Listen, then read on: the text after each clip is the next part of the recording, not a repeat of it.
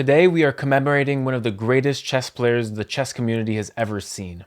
In this video, although Daniel Naroditsky has published 2 books at the age of 14, one about endgames and the other one about positional chess, he was also an extremely sharp tactical player, and I am here to show you that side of him today. We're going to go through about 100 games today, just detailing the marvel, the brilliance of Daniel Naroditsky. This is my tribute to a legend cemented into the chess world forever. Although we may have lost him, he will never be forgotten. Most of the games I've taken are from his blitz days, but I've also taken from his U10 days, his greatest games of all time, and his OTB games as well. We just have a pizza of beauty. In our first game, Danya is playing against American IM Mykola Bortnik, and after h4 check, Bortnik goes with the mistake King h3. And the most impressive thing about all of these games, or most of them, is that these are blitz games. And if it's an endgame, Danya has seconds on the clock. And Danya, with seconds on the clock, finds queen c4 here with a very vicious idea. You see, he has a passed pawn, so he's threatening a2 here. So it's forcing knight takes a3. But now Danya uses this queen move to carry over to the king side of the board with queen f4, threatening checkmate. And after this queen g4, the only move to defend against checkmate here, now Danya seals the bag with bishop c8. Brilliant move, pinning the queen to the king. And this is a deflection tactic. After the queen were to take, it would be checkmate, right? And we're threatening checkmate anyways. So Bortnik just gives his queen and the game ends soon enough. Our second game was played against Nihal Sarin, who was Danya's very last opponent on chess.com. This is not from that day. In this position, Danya plays the astounding move knight takes d5, sacrificing the knight, opening up the entire position. If you take here, we have e6 attacking this knight and opening up this bishop on the rook. So Nihal refuses the sacrifice and plays knight c6, to which Danya sacrifices his bishop, sacking the bishop to get this knight out on b6, to get this knight f6 check, because the knight was covering this square. And when the king moves, now the king is on this x-ray, and he gets this queen out of this trade. And the next moves is just literally this king going on an absolute walk and getting mated on e2. Insane. Our next game is again against IM Bortnik, and after queen b1 check, Danya picks up this knight and queen takes rook. Danya finds the only way to force a draw in this position, but he doesn't draw. He goes rook c7. An attraction tactic. And after the king were to take, there's knight takes e6 with this double check. Beautiful. If the king goes out west, then there's bishop back to d4, check on the king, and the king gets mated pretty easily. So the king has to go back east with king d7, but then there's queen c7 and queen takes rook. And now the king just goes up into this checkmating madness. So the king has to go to e8, after which Danya sacks his rook again. This guy's a genius. And this is in seconds, obviously, because it's the endgame of a blitz game. So king takes, and now he goes queen check, and knight takes e6. Now black is winning on rook c8, but he misses that. He plays queen h2 check, and after king d3, he just ramps his king up, and now hides his king on a7, and manages to trade queens with this passed pawn, and this rook absolutely lost beyond earth. The rook is locked. And white wins this pawn race, stops this pawn, and uses the bishop on g7 to help mate the king. Next is how Danya would eat an FM for breakfast. In this position, he played bishop d6 check, sacrificing a whole bishop. The idea is that if you go king here, we just go rook c7, and this game is pretty much over. We're not scared of this queen trade, and if you take my bishop, I'll go bishop e7, and now queen d6 threatening mate here. And after knight here, it's mate on c8. So his opponent takes this bishop, but then Danya goes with rook c7. The queen guarding this rook in kind of a, oh, it's so beautiful. But that's not it. That's not all. He foresees that after knight d7, he can go queen takes d6, trading off queens when you're down material. If there's checkmate, it's the right idea. And he just, so smooth. So beautiful. Danya was known for loving a few openings, the Jobava London with white, of course, and with black, the King's Indian. And this is just a classic King's Indian that has Danya written all over it with black. In this position, he trades pawns and now goes rook a3. At first, it may look like a small infiltration of a rook, and he's going to double down here and double those rooks and invade. But after his opponent challenges the rook with rook a1, Danya surprises with rook takes knight, sacrificing the exchange to completely open up that king. And after king takes, now we see the knight on f4 or the white knight on f5 is worth 1 pawn, says Fabiano Caruana. And we can see that here with queen h4, threatening mate in 2 that you can't really stop. His opponent went rook h1, and 2 moves later, it was checkmate. You must be asking me, Zach, how did Danya win this dry-looking position? Well, I'll tell you, Danya here teaches us the value of a distant pawn in chess, especially a distant pass pawn. And in this position, he plays a5, creating that distant pawn. After takes, he's going to attract the attention of one of these two pieces to stop this pawn from queening. So pawn to c4, the big mistake, opening up and giving up this valuable square for this king to march up to. So king e3, and after king c5, Danya plays this a6. Very important move. You want to attract these few pieces to stop this pawn in order to put pressure on the weaknesses.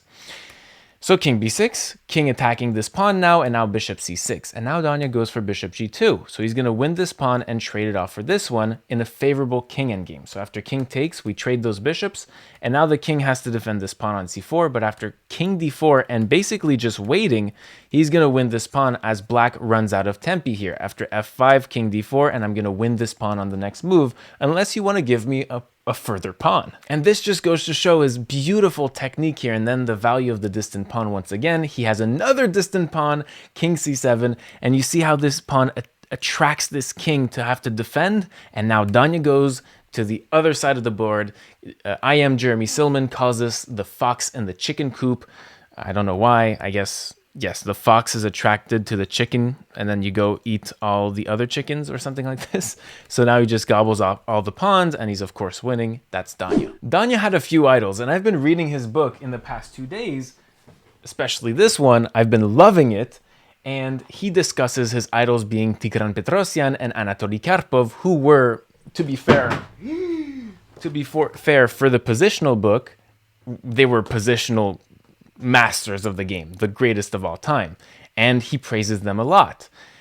And I was looking through his games, and I see this move by Danya, and I can't help to think that he's thinking of one of his 2 idols when playing this move. In this position, Danya plays just an absurd little move here. He goes for queen takes f6, sacrificing a whole queen, and after king takes, there's knight h5 checkmate. And I couldn't help but remind myself of one of his idols, Tigran Petrosyan's most famous game, or one of them, in which he sacked his queen on f6 for the same exact piece. I mean, there's no coincidence here. And so that game went queen takes, king here, bishop here, and Petrosyan was mating in the next 2 moves, just like Danya. I know what you're thinking by now. Zach, these are not spectacular games. He's not playing good players. He hasn't beaten a strong GM yet. This is his game against current world number 4 Vincent Keimer, who just rose freshly to the 4th rank in the world on the live ratings. And Vincent Keimer, this is a few months ago, Vincent Keimer goes knight e7. And here Danya finds the only move that absolutely crushes. And actually, humiliation ritual on Vincent Keimer. I'm sorry. D8 queen. Just sacrificing. Wholly sacrificing.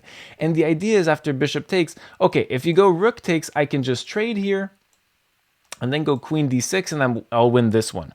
But the most interesting is on bishop takes, because now you're just erasing this bishop and gaining this c7 square. And after rook takes, queen c7 check. And now he just finds this forced mate, just mating the world number 4 in Blitz. Sometimes Danya combined his positional mastery with his tactical marvels. And in this position, you can see it at first hand. After he sacrifices the exchange here to, again, make the king naked, this is a common theme for today. The king moves, but now is where we see something special. Danya goes on a hippity-hoppity, give me the keys to your property. Knight d1, attacking the rook. Rook takes, knight e3. Rook moves, knight f5. And suddenly this knight is fully fledged in the attack, threatening mate in 1. And the rook has to go back, and Danya's down in exchange, but he's ever so patient. King to g1.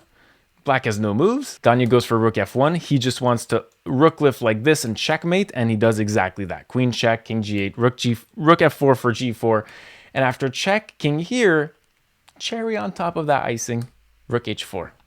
And now the pressure on the rook is too much if rook takes queen here, and if queen goes here, we have queen takes king here and rook g4 check, and we're just going to win whatever is placed on that g7 square. Firouzja recently admitted in a heartfelt Twitter post that Danya was his second when he went to the FIDE Grand Swiss, the biggest chess tournament of the year, a few months ago, and Danya was there to support him as his second and create preparation for Alireza Firouzja, so this loss was particularly tough on Firouzja.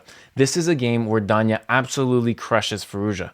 After rook h8, so Firouzja wants to trade rooks under favorable circumstances, but Danya goes rook b7 first, so that after bishop takes, queen takes is a check now, and Danya controls the initiative. So after bishop back to c8, rook f7, we're bringing a second rook on the 7th rank, and now knight here. And after knight f4, bringing another piece in the attack and blocking the queen from entering, there's knight b5, queen f8, and now after a5, Danya comes up with a very nice idea here that I just find ingenious to come up with on the spot. c4, opening up the position, and after c takes, bishop takes, now we have an active mating threat on b7. And Firouzja thinks he's so smart with this rook a7, and Danya just absolutely crushes on the bluff. Rook takes a7. And if king takes, there's queen takes with mate coming. So you can't really do that. So knight takes is kind of forced, but now the nastiness. Danya, please, queen d6 mate. For lunch, Danya loved to feast on his average 2600 Mithrabaguba, and in this position, we can see that just that. Knight d3 discovered check on the king, forcing the king to g2, and now knight f4 check, taking out the exit square from the king and forcing the pawn to take this knight. Queen g4 check, forcing the king down, and now rook d1. And after queen e1, Danya can just take the queen. You can take the queen, bro. But he says no. He finds mate. Queen h3, king up, and queen mate. Get out of here. Bye-bye, curtains. Being a big fan of Tigran Petrosyan, one thing that was very much known about Tigran Petrosyan was his exchange sacrifice, and Danya mastered this greatly. This is his last game, full game shown on stream, sadly, but it was an absolute masterpiece. Danya starts this combination with rook takes, sacrificing his exchange for absolute dominance on the position. So now he gets this really nice passed d-pawn that's super strong in advance, that's clogging up all these pieces, and we're going to see that big time. So queen c4, pinning this rook, just going on that restriction, and now bishop e3. He's just trying to win one more pawn here. So rook d8, he takes here, and now g6. His opponent wants to get out of the pin. b4, he's just overprotecting his bishop so that there's just no cracks in the ceiling. So king g8, rook d5, kicking the queen, and now knight d4. And now every piece is collaborating, whereas all of these black pieces are clogged and have no counterplay. This is absolutely masterful piece positioning by Danya. King back to g8, black has no moves, and now king b2, he's just getting out of this counterplay. He has time. So after f5, now f4, he's restricting this pawn, restricting the scope of this queen, bishop g7, and now he sacks a second exchange. Rook e5, and after bishop takes, he would take, and we would get e6. His opponent is not interested in that at all, and goes for king f8. And now he just wins back in exchange with knight takes d8, and his opponent resigns, because after queen takes, although this rook is still pinned and black would be up in exchange, white doesn't care. King b3. And now after you take, I'm going to go e6, e7. It's a blowout. It's gone. Game's gone. Danya's last major tournament was the World Rapid and Blitz in New York in 2024, in which he had tremendous performances. And this was one of those cases. His opponent, up-and-coming Grandmaster Brandon Jacobson, played b takes a5, and in this position, Danya plays knight f4, attacking the queen, and after the queen moves, he doesn't just take this pawn. Danya has very, very nice vision, and he sees everything for his opponent. And here he plays the calm, the cool, the collected, and this is why I chose this game, bishop f1. He realizes that the queen is trapped, even though the queen looks like it has so much scope. And if the queen goes here, there's just knight takes d5, and the queen is just like inching for less and less play, and it's downhill from here. Brandon Jacobson has to sacrifice the exchange with rook c4. And the game goes downhill from here. I mean, Danya just wins easily. In that same tournament, but the blitz portion, Danya's playing this IM in round 1, and after the mistake queen c5, Danya finds bishop b5 check, sacrificing a full bishop. And it's so beautiful. After rook takes, it's mate with queen d8 or rook d8, and after queen takes, can you solve it? White to play? Rook d8 anyways, sacrificing the rook and deflecting this rook off the defense of the queen, and that's what was played. And a few moves later, well, a lot of moves, it's conversion in a blitz game, but he ended with. Against German Grandmaster Friedrich Zwane from Germany, Danya plays bishop takes f7 in hopes of king takes queen b3 check, and if rook takes, we just take this queen here. So the king has to move up, and now Danya plays a age-old exchange sacrifice. Only the real ones know. This emerged from a Bronstein game, I believe, that really put it on the map. So he goes queen b1. He's kind of teasing this bishop to take this rook.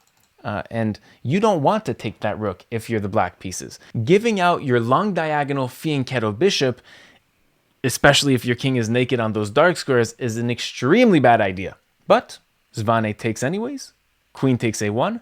And now after king takes f7, Danya has everything in the world to absolutely to destroy.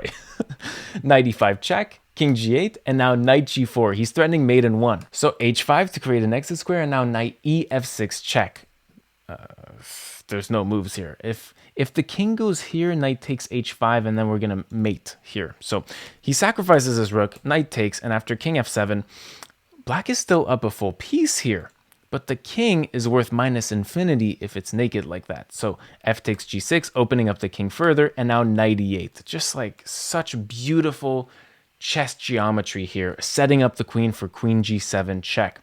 And so his opponent develops, and this just leads to forced checkmate. Queen check, knight g7, and now mate in 2 more moves. Beautiful. A few months before leaving us, Danya liked to remind us how much he was a god amongst men, and in this game, he's beating the god himself, Magnus Carlsen. In this position, Danya plays rook takes d5, sacrificing a full rook for a pawn. Again, the thing you'll learn about Danya is that a naked king is worth any amount of material if you have the pieces, right? So rook ag8, Magnus is not accepting the sacrifice. This and knight takes, and you're winning this queen. So it's a no-no. So he plays his rook, and now Danya goes once again, rook d7, sacrificing his rook a second time. King takes, and now queen b7. So beautiful on this. The king is in a mating net, queen c8 check, and now knight c6 checkmate. KO'd the world champion and greatest player of all time. Danya was also extremely resourceful in this game against one of the best French blitz players on the planet. Blitzstream goes with pawn to c6 and gives up the entire game, and Danya jumps on this occasion. He plays bishop d5 check, rook takes. If you move your king, I think it's checkmate, quite honestly. And king here, I think this is mate. So the rook is deflected off the second rank defense, and now rook f2 check. And if the king goes down, it's mate with this rook, and if the king goes up, it's mate with this rook. Beautiful. Well, Zach, Evan showed how he fares against kids. Believe me, he did not discriminate against kids. In this game, he's playing against number 2 of Turkey and one of the brightest talents in the world, Ediz Gurel. He plays rook h2 check, which is a detail that Ediz missed. And now the king hunt begins. Call it Easter. King f3, check, check, checkmate. My God, KOing like that. Danya wasn't just a good blitz player. He was a fantastic over-the-board player, garnering a rating of 2611, I believe. And in this position, we can see why. He plays pawn to h3, kicking the knight off this f6 square. Knight takes e5, knight f6 check. Game's over. He's forking the king and queen. And not only, like, even if you move here, I'm checkmating you, you know? But after takes, there's just queen takes. And we're threatening this. We're threatening this knight 2 times. Like, if the queen goes down here, queen takes, we're threatening mate twice. f6, we take this. Pull the curtains, please. Danya was also a talented youngster. As I mentioned earlier, he made 2 books as a 14-year-old kid, and this is him at the U10 World Championships with the white pieces, playing against a future Grandmaster, Jorge Corey. So he trades here, and then he sacrifices his rook for 2 pieces, and a few moves later, he goes with g3, and then knight takes f7, sacrificing a full knight. After the queen takes, he's going with check, And if this, you go like d5, discovered check. And if the king goes down, queen takes, and white is completely winning with this bishop f4 coming. So Jorge refuses his sacrifice, says you're out of your mind, but now Danya just has too many pieces. There's a weak color complex in these dark squares, which is perfectly suited for this dark squared bishop. And we can see that in a few moves. After queen a5, queen c4, and takes, we can take here on c6, and now open up the king a little bit further, attacking the queen. And after queen back, he goes knight a5 check. Beautiful, brilliant move. Queen takes rook. So the king moves, and here Jorge resigns because clearly they were placing their pieces back on the DGT board, which is very funny that that is still in the database. But here, clearly there's going to be d5, discovered check, and it's completely over. As I mentioned earlier in the video, Danya has two openings that he really enjoyed, and one of them was the Jobava London here with the white pieces, and he played this in what he says in his own words, share with you my best game of chess, is his favorite and best game of all time. It's on chess.com as a literal video. But okay, the first moves are the first moves, and that's not what's interesting to us. But here, around here, he takes a lot of time, and basically he's looking at this pressure here, and he plays a very anti-positional, counterintuitive move. He plays pawn to c5, letting go of all the pressure on this pawn, which usually you need to keep the tension in order to press, put pressure, and then win material. But he doesn't. He plays c5 and advances this pawn for a 3-on-2. And you must be wondering, what's the idea here? So after g5 by his opponent, this is an OTB game, so no blitz games anymore. Danya takes a lot of time off his clock and comes up with this beautiful rook takes e6. That is a brilliant move. I don't know why I don't have game review on. Rook takes e6, sacrificing a full exchange for a bishop and pawn. And what he wants is that after this is all said and done, this pawn is going to be weak and he's going to be winning a second pawn for the exchange. But that's not all. After a6, he realizes that rook c6 is coming and he's not going to get the counterplay he wants, or he's going to want, because this d5 pawn is not falling easily. So what does Danya do? In spirit of one of his idols, Tigran Petrosyan, who was known for the exchange sacrifice, he sacrifices a second exchange, which Petrosyan did quite often, and I did it in 2 tournaments ago in September. Check that recap out in the description down below. So he goes bishop b1 first, rook c6, and now he sacks his second exchange. Rook takes knight. And what he's getting is a second pawn for sure. So now he has 2 pawns and 2 exchanges down for 2 rooks. So black could sack an exchange back and still be up in exchange for 2 pawns, which is wild. So queen takes e7, and now knight takes pawn, attacking the queen. Queen goes to e6, and he really does a good job getting out of this pin here. Look at this move, queen d3, sacrificing this knight because he has another threat of checkmate on the other end of the board. So the king has to move, defending this checkmate threat, and now he uses that to release his knight from d5, and now comes the full idea. He has won that second pawn, and now you see how strong this c5 pawn is. The bishop's scope is completely reduced by this pawn armada. If you've watched Danya, you know that he uses that word often. And this d5 pawn is marching down the board, further creating clogging in the black pieces. So rook c8, d5, and now d6. And this bishop has no way to go. This rook has no life. This queen has no future, and even less this rook on c8. And so now bishop takes d6. Black has to do something. So he gives back 1 exchange, but as I told you, he's still an exchange up. Oh no. He's an exchange. Yeah, he's an exchange. Well, actually, he's 2 rooks. He sacked the bishop back, so he's 2 rooks for 3 pieces. I don't know what that means. That's too complicated for us. So rook c1, king h2, and now he sacrifices an exchange, and it's going to be 2 knights for a rook. But the king is weak. That's worth minus infinity, as we've talked about so many times in this video. Thank you, Danya. So queen e6, queen d3, h5, and now he just builds up this advantage with these knights. Here he has this very nice double attack. I have to mention this. Forcing the queen down, giving one of the 2 options.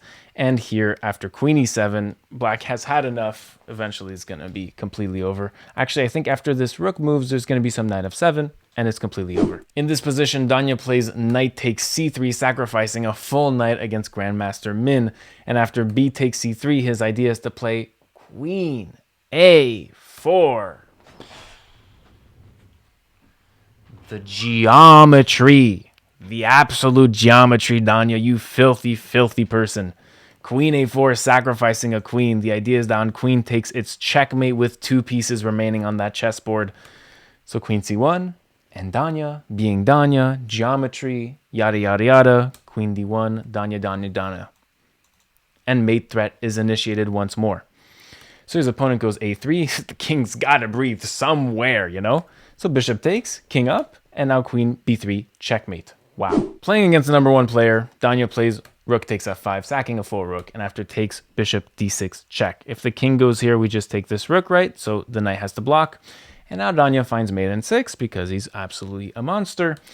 King here, and now bishop e5 check. The king goes to h6, and now after queen f6 and bishop f4 and queen f7 mate, Magnus leaves his chair. Thank you so much for watching. Rest in peace to literally one of the greatest players of the community. It's such a huge blow to the community to lose this absolute gem of a human being. I never got to meet him personally, which is a big regret in my life. But I just know his heart, consuming his content so much. I know his heart was always in the right place. He was so diligent. He was such a good educator. He was so good at teaching. And I hope we remember him for being just a great person in these times of terror.